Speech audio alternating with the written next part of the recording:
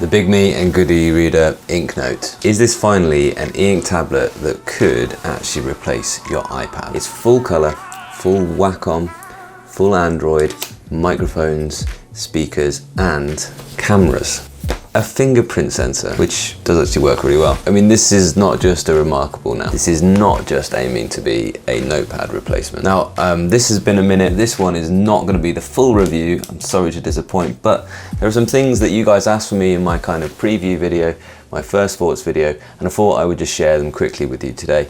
And then I'm going to film the full review because I'm pretty much there with my conclusions, but that takes a little bit more time. So I just wanted to get this one out for you. I just want to give you my conclusions on it, especially as we're getting to the end of that Kickstarter now, and it's time to bite the bullet if you want to order one of these. Firstly, the pen, it's full Wacom as I say, and I love the fact that they've magnetically attached it and clip-on charged it. That's really useful. So now you're never at the point, which I was with the first one with the B1, where it run out of charge and I just did without the buttons.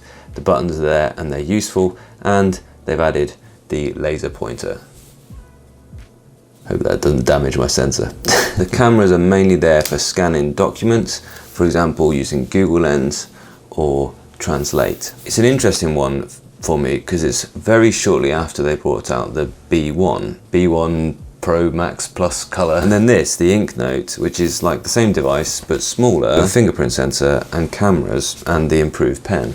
But this is cheaper than that. Spec-wise, they share the exact same internals. Both got an octa-core 2.3 GHz processor, 6 GB of RAM, 128 GB of internal storage, and you even get an SD card slot, should you need it, on an e-reader essentially at that point. It's a Kaleido Plus screen, and as far as I'm aware, it's still pretty much the only device this size with that full color screen and with the writing, certainly that is aimed at a Western market in any case. I've done some screen comparisons here with the Note Air 2, which is obviously a fantastic and front-runner device. It is a little bit cheaper.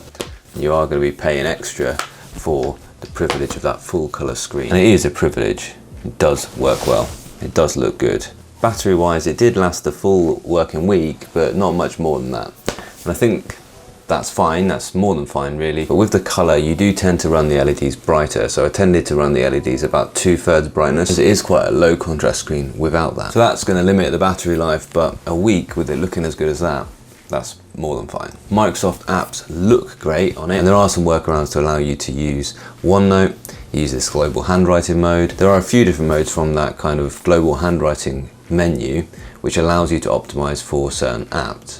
What I would say to them is other companies, they've actually automatically optimized for certain apps. So the moment that you launch OneNote in a Boox device, it automatically switches to that mode without you ever having to think about it.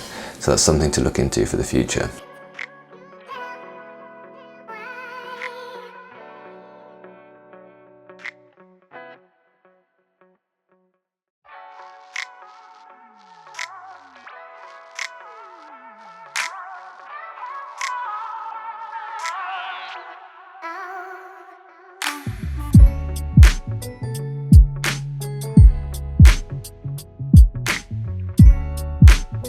I've been asked about using this for lefties, and well, as with most devices, the moment that you rotate it round, it automatically, although the fingerprint sensor is then upside down, it automatically rotates to that mode, and you can write on it just fine with lefties. I didn't get any more accidental page turns than I do when I get with the right hand anyway, and that isn't an issue in any case. So having this large bezel means that you can use it left or right. The magnets won't attach in any other orientation, of course, but I'm sure that you'll be used to that.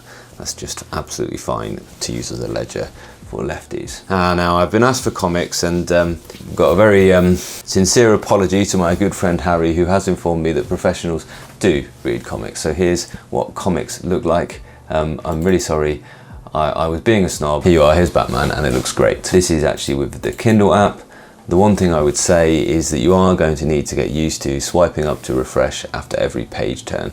Otherwise, the ghosting is real on this type of screen. But it does look good. So the question is, will it go to the top of the list? Because it certainly has the potential. And is it able to replace an iPad? If you want to see whether it's going to go to the top of the list, you'll have to stay tuned for the next time I do a top 5, which will probably be in January. In terms of can it replace an iPad, again, it's got that potential. What needs to happen next with this device is that GoodEreader and Bigme need to do a lot of communication. And they need to work really hard on this user interface to make it totally seamless. It is not going to replace an iPad for most people simply because you open it and you wonder, how do I do that thing?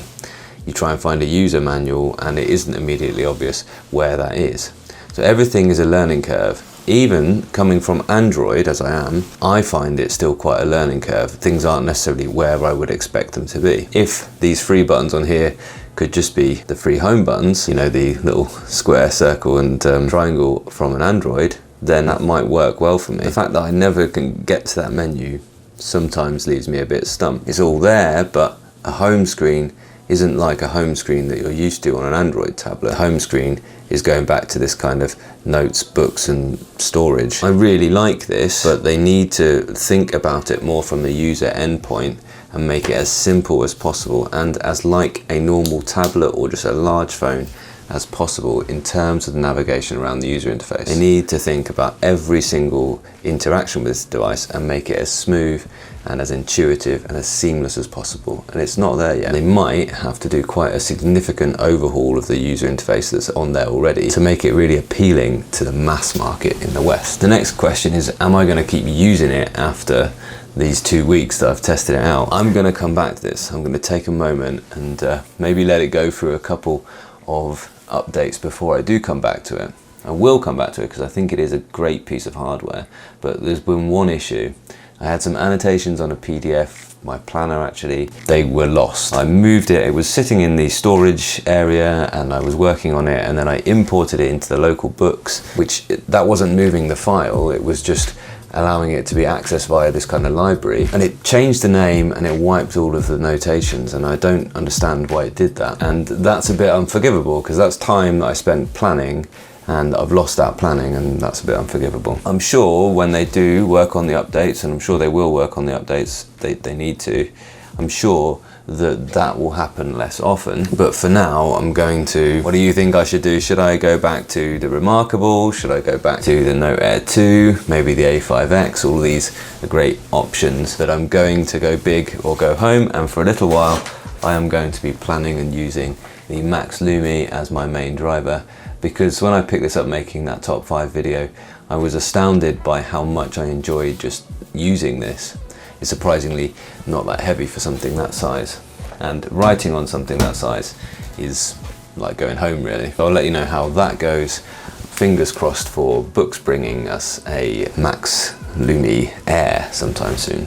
That would be some device. For the Bigme, there are lots of benefits, and the full review will be along soon, I promise. I'm going to film it soon actually.